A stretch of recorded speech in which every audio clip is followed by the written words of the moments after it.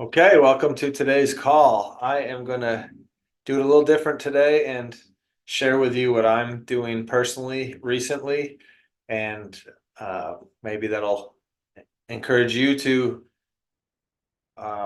do it as well or improve where you're at because, or you might be doing better than I am, so you might not need to. You may already be doing it. But in my pursuit of continuous and never-ending improvement, in the last few weeks, I've been working on implementing um, eating more plants at every meal and changing the ratio of plants to animal foods that I'm eating because there's a lot of you know interest out there in what's healthier. Should we eat more meat? Should we eat more plants?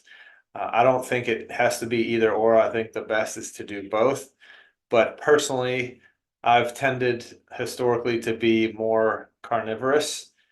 Um, I eat a paleo type diet, but probably like a lot of people, if you looked at my plate, it's like, you know, a giant piece of meat and then some greens as the garnish kind of thing. Or, one serving where in reality the plate is supposed to be dominated by plant foods and maybe a palm-sized serving of meat or less, and not necessarily meat at every meal. Whereas, I've always done animal food at every meal. So over the last 3 weeks, I've been eating much less meat and even replacing meat in my meals so that I've had multiple meals with no meat just to play with it, see if I can handle it because mentally it's weird to me to do that, and to expand the different things that I eat because I can easily fall into eating the same thing every day just for efficiency and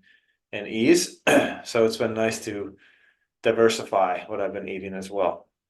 And so one of the catalyst for me making this switch is the author Michael Gregor here. He's a medical doctor that's written multiple books: How Not to Die, How Not to Diet, How Not to Age. And he's a nerd like me and loves to cite research for everything he says. And so I recently read How Not to Age, and he had over 8,000 scientific references in there to support, the case he was making. And a lot of it, I mean, he's a big time plant promoter. I would say he's anti-meat, and whole plant-based diet supportive. I don't want to go no meat, but I could definitely go much more plant to meat ratio. And so that's what I'm working on. He's working on a How Not to Age cookbook, but it's not out yet. So I purchased his How Not to Die cookbook. And it's all plant-based recipes and vegan recipes to help achieve the goals. So last night, if you are a superstar follower of my YouTube channel, you may have seen a video I posted showing you that I cooked some vegan mac and cheese. And it's vegan because there's no animal product in it. And that's important in mac and cheese because typically the cheese is dairy. And so this mac and cheese was non-dairy, non-animal at all. And so what was the cheese, you may ask? The cheese is made up of nutritional yeast and a combination of a bunch of other ingredients. And so those breadcrumbs on the top, of course, are gluten-free. And the macaroni I use is gluten-free as well. And so it's a gluten-free, plant-based, non-dairy mac and cheese. And so I made it, and that's what it looked like before I touched it. And if I can get my computer to switch here, here's what it looked like when you scooped it out into a bowl. And so it looks like mac and cheese. How did it taste? Well, my first taste, I was interested, and I thought it may have had a little too much paprika, but I gave it to my wife, who I knew would tell me what she thought truthfully, and she actually liked it. Um, and went back. She had a bowl and then went back for another bowl later. So actually, I deemed that a success. And now I have to figure out, did she really like it, or was she just happy that I cooked and she didn't? So we'll find that out in the future, because if I make it again and she doesn't eat it, then I know she was lying. But I think all in all, it was good, and I would make it again and I would eat it again, and maybe try and get the kids to eat it as well next time. So that was my first venture into making that meal.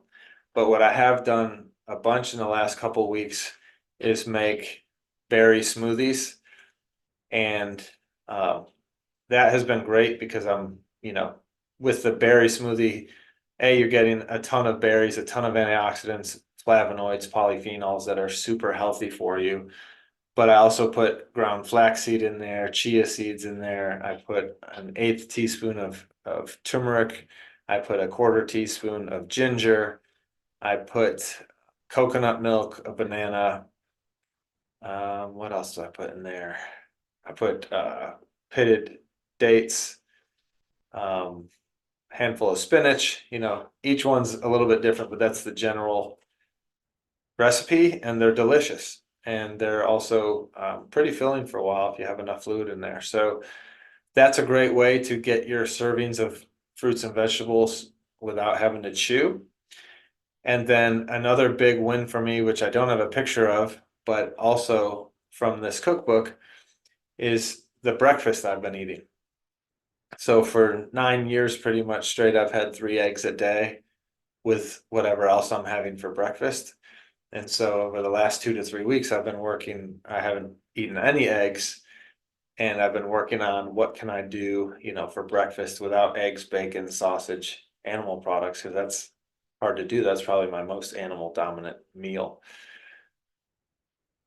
In the breakfast section in this cookbook, he gives a recipe for overnight oats that's really easy and really delicious. So I'm using gluten-free oats, and what I found is you can make it overnight oats, which basically you make the recipe and put it in the fridge overnight and eat it in the morning. But I've also made it right away and eaten it right away, and the oats soak up the almond milk or the coconut milk, whatever you're making it with, quickly, so that to me it tastes the same right away as it does after the overnight in the fridge. So you can do whatever's most convenient for you. But that recipe is uh, gluten-free overnight oats. Again, berries, almond milk or coconut milk, cinnamon, date syrup. I added walnuts to it. He didn't have nuts in it, but I wanted to have a little crunch, and I wanted to smuggle in walnuts and the good fatty acids that they contain and the other benefits they contain. Um, there's also, I'm trying to think of there's chia and flax in that as well. And so what the cookbook does is, he's trying to get you to check off so many servings a day of fruits, of veggies, of nuts, of seeds, of spices, of healthy plant-based diverse foods. And he'd love for you to eat 50 different plants per week as a goal. So that breakfast allows me to check off a bunch of those boxes. It tastes delicious. Again, my wife loved that one, and she's eaten that multiple times. So I know that one's good. And so this is just a quick share of what I've been working on personally to improve my health and plant to animal balance or ratio over the last few weeks. And I figured, there's probably other people out there that could stand to eat more plants um, in their diet. So I'll open this up for questions or comments, but I highly recommend his books, and this cookbook has been good so far with everything I've tried, and it's introduced me to things that I wasn't aware of because I'm not the main cook in our house. But again, with the making this quote unquote cheese last night, the nutritional yeast was big. Miso paste was another part of it, which I'd never used that or heard of that. Um, again, because I'm not using soy often, or eating, I guess, Asian food, creating Asian food a lot. So again, worth the look, and we'll open it up, and I'm sure people on the call have recipes they want to share as well, or question, comments. So go ahead. Quick question. Yep. If you've taken us off oats or soy or whatever, we're still supposed to stay off, right? Like that, that doesn't change. Well, so I've been off oats and soy myself.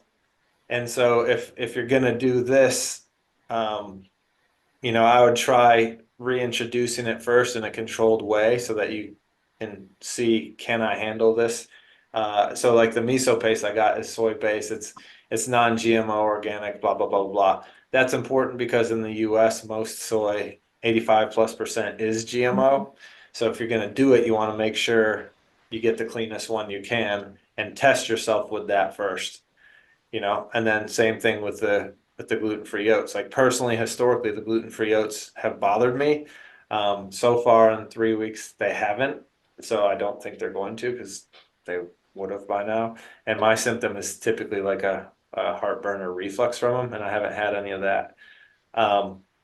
So again, I think Lyndall, if you're gonna branch out to it, do it, with a food reintroduction strategy that allows you to know, hey, this is the one new variable I've added, and have I noticed symptoms or not with it? And if not, then cool, you can work on rotating that back in. Thanks. Mhm. One suggestion I have too is if people want to if they want to reduce their meat, take a day or two out of the week where they decide to replace their meat with some other protein. If they don't want to do it like crazy, right? They can just replace a day or a meal during the week and take little baby steps. But you know what I did, and it really saved me money, is a lot of times when you buy the juices, even if they're the organic, especially if they're the organic juices in the store, they're really expensive. But I bought myself it was an investment, a commercial grade juicer for carrots especially. So my juices, usually the base for my juice is carrot juice. Because the coconut water and all of that can be kind of pricey, and it was an investment, but then I buy the organic vegetables, and I love these juices. It's such a great way, like you said, to really get all of that in there. And then I take the remnants from it and I feed it to my chickens. So Yeah, so you get it twice. There's no waste. Yes. Yeah. Yep. And you can also bake them into things as well. Yep. That's right. So yeah, that's a great idea. So I have something. I don't eat bread that often. Probably ever, unless I make it myself. And last night I made a spinach egg wrap. So now, of course, you're saying stay away from eggs, but I don't have them every day. But Yeah. I made a spinach egg wrap. It was delicious, and I smeared avocado on it. And my boyfriend, I put ham, so he had green eggs and ham basically. Nice. But I didn't, and it was really good because it had that great chew factor. And all it is spinach and egg, and then you add whatever spices you want. And I added green onions. But it was really good. And I've been alternative for over 20 years, so I've had to learn when none of this great stuff like keto was even available. Yeah. So. Oh, that sounds delicious. And just to clarify, I'm not telling you guys don't eat eggs. I'm just saying, like, I'm experimenting on myself and with myself right now. Right. So like when my kids are eating eggs before they go to school, I'm like, I used to eat eggs every day. I kind of miss them. But, I'm just doing it just to do it because I'm always experimenting on myself. But like if we went over to your house, Maria, and you made an egg dish, I would eat it, so it's not Gotcha. like, yeah, I'm just when it's under my control, Right. like I wouldn't eat gluten if you tried to give it to me, but I'm not scared of eggs, right? But I'm just saying, okay, I've eaten eggs 3 every morning for 9 years, can I do without it? And how would, if I consistently reduce the intake of them and replace it with plant-based stuff, how does that impact my labs? And how do I notice anything quality of life wise or whatever? So I can tell you right now, for what I've done in the 3 weeks, my stools are drastically different and improved. So, historically, I've I would trend more toward the loose end of the spectrum. I'm always Mhm. regular, but it would be more loose. Now I've Mhm. stayed regular, but they're just like really quality. So the, you know, and I attribute that, hey, yeah, I'm getting more nutrition, but I'm getting more quality fiber too, which, you know, will solidify and bulk them up and help your microbiome. So that's what I'm playing with.